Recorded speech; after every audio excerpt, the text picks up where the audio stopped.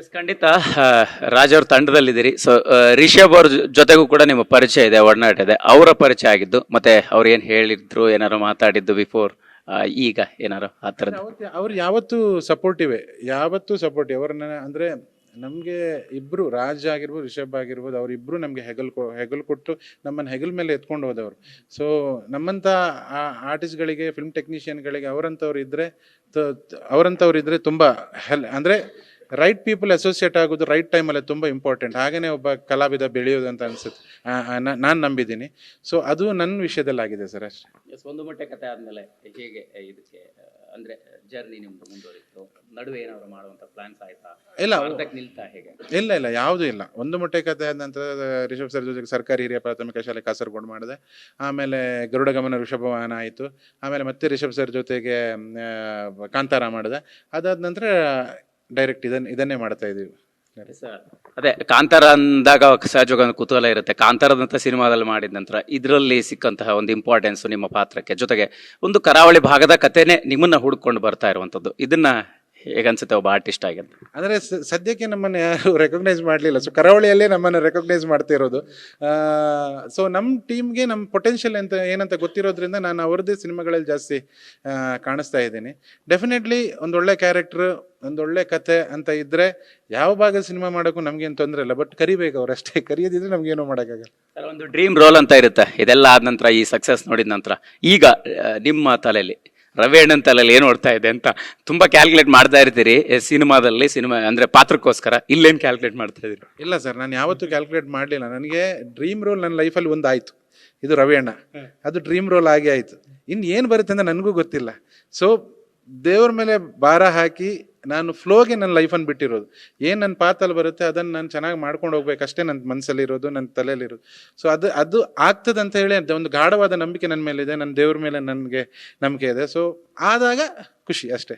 Especially Prakash ತುಮ್ಮಿನಾಡ್ ಅವರ ಪಾತ್ರದ ಬಗ್ಗೆ ಮಾತಾಡ್ತಾ ಇರುವಂಥ ಜನ, ಸೊ ಅವರ ಒಂದು ಆಕ್ಟಿಂಗ್ ಸ್ಟೈಲೇ ಡಿಫ್ರೆಂಟ್ ಆಗಿರುವಂಥದ್ದು, ಒಂದು ಶೈಲಿ ಆಗಿರ್ಬೋದು, ದೊಡ್ಡ ಸಂಭಾಷಣೆ ರೀತಿ ಆಗಿರ್ಬೋದು. ಸೊ ಅವರ ನಿಮ್ಮ ಜೊತೆಗಿನ ಒಡನಾಟ ಮತ್ತು ಸಿನಿಮಾದಲ್ಲಿ ಮಾಡಿ. ನಾನು ಪ್ರಕಾಶ್ ತುಮ್ಮಿನಾಡು ತುಂಬ ಒಳ್ಳೆ ಸ್ನೇಹಿತರು. ಅಂದರೆ ಸಿನ್ಸ್ ಫ್ರಮ್ ಒಂದು ಮೊಟ್ಟೆ ಕತೆ, ನಾನು ಪ್ರಕಾಶ್ ತುಮ್ಮಿನಾಡು, ದೀಪಕ್ ರೈ ಪಣಜೆ, JP ತುಮ್ಮಿನಾಡು, ನಾವೆಲ್ಲ ಒಂದು ಒಳ್ಳೆ ಸ್ನೇಹಿತರು. ಸೊ ನಮಗೆ we were as a family, not only in cinema. ಅಂದರೆ ಸಿನಿಮಾಕ್ಕೋಸ್ಕರ ನಾವು ಜೊತೆ ಆದವರಲ್ಲ, ಲೈಫಲ್ಲೂ ನಾವು ಜೊತೆಯಲ್ಲಿದ್ದವರು. ಸೊ ಒಂದು ಜೊತೆ ಸೇರಿ ಒಂದು ಸಿನಿಮಾ ಮಾಡಿ ಅದೊಂದು ಈ ಲೆವೆಲ್ಗೆ ಜನಗಳು ರಿಸೀವ್ ಮಾಡಿದಾಗ, as a family, as a team, as a friends, ನಮಗೆ ಅದು ಭಯಂಕರ ಪ್ರೌಡೆಸ್ಟ್ ಮೂಮೆಂಟ್ ಸರ್. ತುಂಬಾ ದೊಡ್ಡ ಒಂದು ಮರೆಯಲಾರ್ದ ಇನ್ಸಿಡೆಂಟ್, ಘಟನೆ ಇಡೀ ಸುಲೋಚನಾ ಫ್ರಮ್ ಸೋಮೇಶ್ವರ ಅದರಲ್ಲಿ ರವಿ ಅಣ್ಣಂಗೆ ಸಿಕ್ಕಿರುವಂಥದ್ದು. ಸರ್ ಮರೆಯಲಾಗದ ಘಟನೆ ಇದೆ ಸರ್. ಈ ಫಾಸ್ಟ್ 2 ದಿವಸದಲ್ಲಿ ಇರುವಂಥದ್ದೇ ಅದೇ ಮರೆಯಲಾಗದ ಘಟನೆ. ಹೌದು, ಬಾಕಿ ಎಲ್ಲ ನಾವು ಆಸ್ ಅ ಟೀಮ್ ಆಗಿ ಎಂಜಾಯ್ ಮಾಡ್ಕೊಂಡು ಮಾಡಿರೋದು. ಸೊ ಅದೇ ಒಂದು ಆ ಮೆಮೊರೀಸ್ ಹಂಗೆ ಇರಲಿ. ಅಂದರೆ ಅದು ಅನ್ಎಕ್ಸ್ಪ್ಲೇನೇಬಲ್. ಅದು ನಮಗೆ ಆ ಟೀಮ್ ಥರ ಮಾಡಿರೋದ್ರಿಂದ, ಫ್ಯಾಮಿಲಿ ಥರ ಮಾಡೋದ್ರಿಂದ ಅದರಲ್ಲಿ ತುಂಬ ಇದೆ, ಅದರಲ್ಲಿ ಹೇಳೋಕ್ಕಾಗಲ್ಲ. ಬಟ್ ಮರೆಯಲಾಗದ ಎಕ್ಸ್ಪೀರಿಯನ್ಸ್ ಅಂತ ಹೇಳಿದರೆ ಸುಲೋಚನದ ಇದೆ. ಈ 2 ದಿವಸ ಏನಿದೆ, ಸಿನ್ಸ್ ಫ್ರಮ್ ನಮ್ಮ ರಿಲೀಸ್ ಪ್ರೀಮಿಯರಿಂದ 21st ಪ್ರೀಮಿಯರ್ ಆದಿದ್ದರಿಂದ ಇವತ್ತು ತನಕ ಏನು ಆಗಿದೆ, ಅದು ನಮಗೆ ಜೀವನದಲ್ಲಿ ಯಾವತ್ತೂ ಮರೆಯಲಾಗದಂತ ಘಟನೆ. ಸರ್, ಆಡಿಯನ್ಸ್ ಅಂತೂ ಅದನ್ನ ಪದಗಳಲ್ಲಿ ಹೇಳಕ್ಕಾಗ್ತಾ ಇಲ್ಲ. ತಮ್ಮ ಸೋಷಿಯಲ್ ಮೀಡಿಯಾ ಪ್ಲಾಟ್ಫಾರ್ಮ್ ಅಲ್ಲಿ ಬರೀತಾ ಇರ್ತಕ್ಕಂಥದ್ದು, ವರ್ಣಿಸುವಂಥದ್ದು ಸಹಜ ಆಗಿದೆ. ಸೊ ನಿಮಗೆ ಇಂಡಸ್ಟ್ರಿಯಿಂದ ಇವಾಗ ಜನ ಬರ್ತಿಲ್ಲ ಥಿಯೇಟ್ರಿಗೆ ಅನ್ನೋಂಥ ಟೈಮಲ್ಲಿ ಈ ಥರದ್ದೊಂದು ಎನ್ವಿರಾನ್ಮೆಂಟ್ ಕ್ರಿಯೇಟ್ ಆಗಿದೆ. ಇಂಡಸ್ಟ್ರಿಯಿಂದ ಯಾರು ಕರೆ ಮಾಡಿದ್ದು, ತಂಡಕ್ಕೆ ಮಾತನಾಡಿರುವಂಥದ್ದು, ಆ ಥರದ್ದು ಬೆಳವಣಿಗೆ? ಅಂದರೆ ಮಾತಾಡಿದ್ದಾರೆ ಸರ್, ಸುಮಾರು ಜನ ಮಾತಾಡಿದ್ದಾರೆ. ಹೆಸರು ಬೇಡ, ಬಟ್ ತುಂಬ ಅಂದರೆ ದೊಡ್ಡ ಗುಣ ಅವ್ರದ್ದು. ಅವ್ರು ಫೋನ್ ಮಾಡಿ ನಮ್ಮ ಹತ್ರ ಮಾತಾಡೋದೇ ದೊಡ್ಡದು. ಯಾಕಂತ ಹೇಳಿದ್ರೆ ನಾವು ಹೊಸೊಬ್ರು ಫೋನ್ ಮಾಡಿ ಏನು ಸಿನಿಮಾ ಮಾಡಿದಿರಾ, ತುಂಬ ಚೆನ್ನಾಗಿ ಮಾಡಿದಿರಾ, ಹೆಮ್ಮೆ ಆಗುತ್ತೆ ಅದೆಲ್ಲ ಹೇಳ್ಬೇಕಾದ್ರೆ ಇಟ್ ಇಸ್ ಅಂದರೆ ಅದೊಂದು ಪ್ರೌಡ್ ಮೂಮೆಂಟ್ ಅಲ್ಲ ನಮ್ಮಂಥವರಿಗೆ. ಸೊ ಸುಮಾರು ಜನ ಹೇಳಿದ್ದಾರೆ, ಎಲ್ಲ ಸಪೋರ್ಟಿವ್ ಆಗಿ ಹೇಳಿದ್ದಾರೆ ನಮ್ಗೆ. ಯಾರಂತ ಹೇಳ್ಬೋದಾ? ಯಾಕಂದ್ರೆ ಅಲ್ಲ, ಒಬ್ರಿಗೆ ಹೇಳಿದ್ರೆ ಸಿನಿಮಾ ಬಂದಾಗ ಸಪೋರ್ಟ್ ಮಾಡ್ತಾರೆ ಅನ್ನೋ ಕುತೂಹಲಗಳಿದೆ. ಸಾಯಿ ಕುಮಾರ್ ಸರ್ ಫೋನ್ ಮಾಡಿದ್ರು, ನಮ್ಮ ಹೊಂಬಾಳೆಯಿಂದ ವಿಜಯ್ ಕರ್ಗೊಂದೂರು ಸರ್ ಫೋನ್ ಮಾಡಿದ್ರು, ವಿಜಯ್ ಕರ್ಗೊಂದೂರು ಸರ್ ಟೀಮ್ನವರು, ಹೊಂಬಾಳೆ ಟೀಮ್ನವರು ಫೋನ್ ಮಾಡಿದ್ರು. ಆಮೇಲೆ ರಿಷಬ್ ಸರ್ ಫೋನ್ ಮಾಡಿದ್ರು. ಇನ್ನಷ್ಟು ಜನ ಇದ್ದಾರೆ ಸರ್ ಫೋನ್.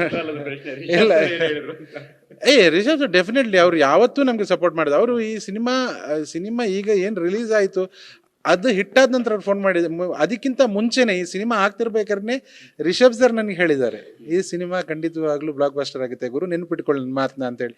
ಅದು ಆಯಿತು ಅಷ್ಟೇ. ಅವರು ಅದು ಸಿನಿಮಾ ಆಗೋ ಪ್ರೊಸೆಸಲ್ಲೇ ಹೇಳಿದ್ದಾರೆ. ಸೊ ಅವರಿಗೇನು ಅದು ಸರ್ಪ್ರೈಸಿಂಗ್ ಅಂತ ಏನು ಅನಿಸಿಲ್ಲ, ಬಟ್ ಸಿನಿಮಾ ಸೂಪರ್ ಆಗಿದೆ ಅಂತ ಅವ್ರು ಹೇಳಿದರು.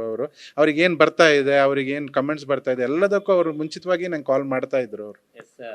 ಫೈನಲಿ ರವಿ ಅಣ್ಣ ಆಗಿ ಕನ್ನಡ ಜನತೆಯ ಮನೆ ಮಾತಾಗಿದ್ದೀರಿ.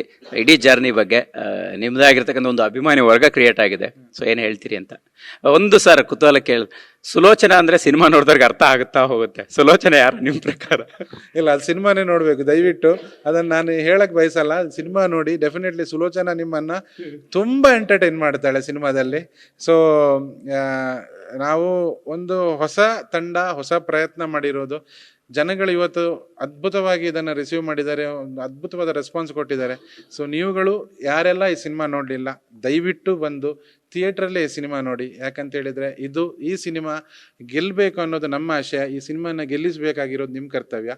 ಸೊ ಇದು ಈ ರೀತಿ ಮಾಡಿದರೆ ಡೆಫಿನೆಟ್ಲಿ ಎಲ್ಲ ಕನ್ನಡ ಮುಂದೆ ಬರೋ ಎಲ್ಲ ಕನ್ನಡ ಚಿತ್ರಗಳಿಗೆ ಇದೊಂದು ಈ ಒಂದು ಸಿನಿಮಾದಿಂದ ತುಂಬ ಬೆನಿಫಿಟ್ ಆಗುತ್ತೆ. ಅವರು ಇನ್ನು ಒಳ್ಳೆ ಚಿತ್ರಗಳನ್ನು ಕೊಡೋಕ್ಕೆ ಇದು ಡೆಫಿನೆಟ್ಲಿ ಅವರಿಗೆ ಹೆಲ್ಪ್ ಮಾಡುತ್ತೆ ಅಂತ ನಾನು ಹೇಳಕ್ ಬಯಸ್ತೀನಿ.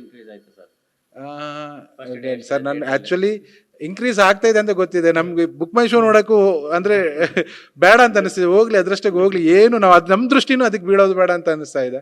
ಸೊ ನನ್ಗೆ ಗೊತ್ತಿರೋ ಪ್ರಕಾರ ಒಂದು 90 ಶೋಸಿಂದ ಈಗ ಆಲ್ಮೋಸ್ಟ್ ಬೆಂಗಳೂರು ಒಂದು ಕಡೆಯಲ್ಲೇ 200 ಶೋಸ್ ಇದೆ ಅಂತ ಹೇಳ್ತಾ ಇದ್ರು. ಆಲ್ ಓವರ್ ತುಂಬ ಇದೆ ಸರ್. ಅಂದರೆ ಮಂಗಳೂರಲ್ಲೆಲ್ಲ ಆಲ್ಮೋಸ್ಟ್ 68 ಶೋಗಳೆಲ್ಲ ಓಪನ್ ಆಗಿದೆ, ಖಾಲಿ ಮಂಗಳೂರು ಎಲ್ಲೋನಲ್ಲೆಲ್ಲ. ಉಡುಪಿ, ಇಲ್ಲಿ ಮೈಸೂರು, ಶಿವಮೊಗ್ಗ, ನಾರ್ತ್ ಕರ್ನಾಟಕ ಒಂಚೂರು ಪೆನಿಟ್ರೇಟ್ ಮಾಡ್ಬೇಕು ನಾವು. ಯಾಕಂತ ಹೇಳಿದ್ರೆ ಗೊತ್ತಿಲ್ಲ, ಶೋಸ್ ಓಪನ್ ಆಗಿದೆ, ಒಳ್ಳೆ ರೆಸ್ಪಾನ್ಸ್ ಇದೆ, ಅಲ್ಲಿ ಪೆನಿಟ್ರೇಟ್ ಮಾಡ್ಬೇಕಂತ ನಮ್ಗೆ ಅನಿಸ್ತಾ ಇದೆ. ಸರ್, ಈಗ ನಿಮ್ಮ ಲೈಫಲ್ಲಿ ನೀವು ಯಾವ ಸಿನಿಮಾಗೆ ಕ್ಯೂ ಅಲ್ಲಿ ನಿಂತು ಟಿಕೆಟ್ ತಗೊಂಡು ಗುರು ಟಿಕೆಟ್ ಸಿನಿಮಾ ನೋಡ್ಬೇಕಂತ ಕಾಯ್ತಿದ್ರಿ, ಇವತ್ತು ನಿಮ್ಮ ಸಿನಿಮಾಗೆ ಏನಾದ್ರು ಫೋನ್ ಮಾಡಿ ಟಿಕೆಟ್ ಕೊಡಿಸು ಗುರು ನನಗೊಂದು ಅನ್ನೋಂಥದ್ದು ಮಾತು ಬರುವಂತ ಸಂದರ್ಭ ಬಂತು, ಅದೆಲ್ಲವನ್ನ ಹೆಂಗೆ? ಅದು ಡೆಫಿನೆಟ್ಲಿ ಅಂದ್ರೆ ಡೆಫಿನೆಟ್ಲಿ ಸರ್, ನಾವು ಮುಂಗಾರು ಮಳೆಗಾಗಿರ್ಬೋದು, ಉಪೇಂದ್ರ ಆಗಿರ್ಬೋದು, ಈ ಸಿನಿಮಾಗೆಲ್ಲ ಸಿಕ್ಕಾಪಟ್ಟೆ ಅಂದರೆ ಆವತ್ತು ನಮ್ಮ ಸಿನಿಮಾ ಅಂದರೆ ಲವ್ ನಮಗೆ ಅಷ್ಟೇ. ನಮಗೆ ಆ ಲವ್ ಇಂದನೇ ಹೋಗಿ ನಾವು ಗಂಟೆಗಟ್ಟಲೆ ಕ್ಯೂ ನಿಂತು ನಾವು ಆ ಸಿನಿಮಾ ನೋಡಿದ್ದೀವಿ ನಾವು. ಸೊ ಇಂಥ ಎಲ್ಲ ಲೆಜೆಂಡ್ಸ್ ಎಲ್ಲ ಸಿನಿಮಾ ಮಾಡಿದ್ದಾರೆ, ನಮ್ಮ ಇಂಡಸ್ಟ್ರಿನ ಎಷ್ಟೋ ಮೇಲೆ ಕೊಂಡೋಗಿದ್ದಾರೆ. ಸೊ ಅಂಥ ಸಿನಿಮಾಗಳನ್ನು ನೋಡ್ಕೊಂಡು ಬಂದವರು ನಾವು. ಇವತ್ತಿಗೆ ನಮ್ಮ ಸಿನಿಮಾ ಹಿಟ್ ಆಗಬೇಕಾದ್ರೆ ಡೆಫಿನೆಟ್ಲಿ ಆ ಕಾಲ್ ಬಂದೇ ಬರುತ್ತೆ. ಆವಾಗ ಫೋನ್ ಎಲ್ಲ ಇರಲಿಲ್ಲ ನಮಗೆ, ನಾವು ಹೋಗಿ ಕಾಯಬೇಕಿತ್ತು. ಇವಾಗ ಡೆಫಿನೆಟ್ಲಿ ಕಾಯುವಂಥ ಮನಸ್ಥಿತಿ ಯಾರಿಗಿಲ್ಲ. ಆಗ ಒಂದು ಫೋನ್ ಮಾಡಿ, ಮಗ ಟಿಕೆಟ್ ಸಿಗ್ತಿಲ್ಲ, ದಯವಿಟ್ಟು ಒಂದು 2 ಟಿಕೆಟ್ ಇದು ಮಾಡು, 17 ಟಿಕೆಟ್ ಇದು ಮಾಡೋದು ಬರುತ್ತೆ. ಅದು ತುಂಬಾ ಖುಷಿ ಆಗುತ್ತೆ, ಬಟ್ ಅರೇಂಜ್ ಮಾಡೋಕ್ಕಾಗಲ್ಲ ಅಂತೇಳಿ ದುಃಖನೂ ಇದೆ ನಮಗೆ. ಫೈನಲಿ ಫ್ಯಾಮಿಲಿ ಹೇಳ್ತಾ ಇದ್ರಿ, ಕೆಲಸ ಬಿಡೋಗಪ್ಪ ಇದೇನು ಸಿನಿಮಾ ಮಾಡ್ತೀರಾ ಅಂತ ಅನ್ನೋಂಥ ಸಹಜವಾಗಿರುತ್ತೆ. ಜೀವನ ಹೇಗೆ, ಕರಿಯರ್, ಅಪ್ಪ ಅಮ್ಮ ಫ್ಯಾಮಿಲಿ ಏನು ಹೇಳ್ತು ಅಂತ ಅಂದರೆ ನಾನು ಕೆಲಸ ಬಿಡಬೇಕಾದ್ರೆ ನನ್ನ ಅಮ್ಮನಿಗೆ ಮಾತ್ರ ಗೊತ್ತಿತ್ತು, ಅಪ್ಪನಿಗೆ ಹೇಳಿರಲಿಲ್ಲ ನಾನು. ಯಾಕಂತ ಹೇಳಿದ ಅವರು ನನ್ನ ಕರಿಯರ್ ಬಗ್ಗೆ ಸಿಕ್ಕಾಪಟ್ಟೆ ಚಿಂತೆ ಮಾಡೋರು. ನಾನು ಕೆಲಸ ಬಿಟ್ಕೊಡ್ಲಿ ಅಂದರೆ ಆವತ್ತಿನ ಟೈಮ್ ಹಾಗೆ ಇತ್ತು. ಕೆಲಸ ಬಿಟ್ಟರೆ ನನ್ನ ಕೆರಿಯರ್ ಹಾಳಾಗುತ್ತೆ ನಂದು, ಅದೆಲ್ಲ ಇತ್ತು ಅವ್ರ ತಲೆಯಲ್ಲಿ. ಸೊ ಅಪ್ಪನ ಹತ್ರ ಹೇಳಲೇ ಇಲ್ಲ ನಾನು, ಅಮ್ಮನಿಗೆ ಮಾತ್ರ ಗೊತ್ತಿತ್ತು. ನನ್ನ ಮೋಟಿವೇಶನ್, ನನ್ನ ಬಿಗ್ಗೆಸ್ಟ್ ಸ್ಟ್ರೆಂತ್ ನನ್ನ ಅಮ್ಮ ನನಗೆ ಯಾವತ್ತೂ ನನ್ನ ಜೊತೆಗೆ ನಿಂತಿದ್ದಾರೆ. ನೀವು ನಂಬಲ್ಲ, ನಾನು ಸರ್ಕಾರಿ ಹಿರಿಯ ಪ್ರಾಥಮಿಕ ಶಾಲೆ ಮಾಡೋ ತನಕ ನನ್ನ ಅಮ್ಮ ಮನೇಲಿ ಹೇಳಿಲ್ಲ ನಾನು ಕೆಲಸ ಬಿಟ್ಟಿದ್ದೀನಿ ಅಂತೇಳಿ. ಸೊ ಮನೆಗೆ ನಾನು ಏನು ಎಕ್ಸ್ಪೆನ್ಸಸ್ ಕೊಡಬೇಕಿತ್ತು ಅದನ್ನು ನನ್ನ ಅಮ್ಮನೇ ಮ್ಯಾನೇಜ್ ಮಾಡ್ತಿದ್ದಿದ್ದು ಅಷ್ಟು ಟೈಮು, ಆಲ್ಮೋಸ್ಟ್ 1.5-2 ಇಯರ್ಸು.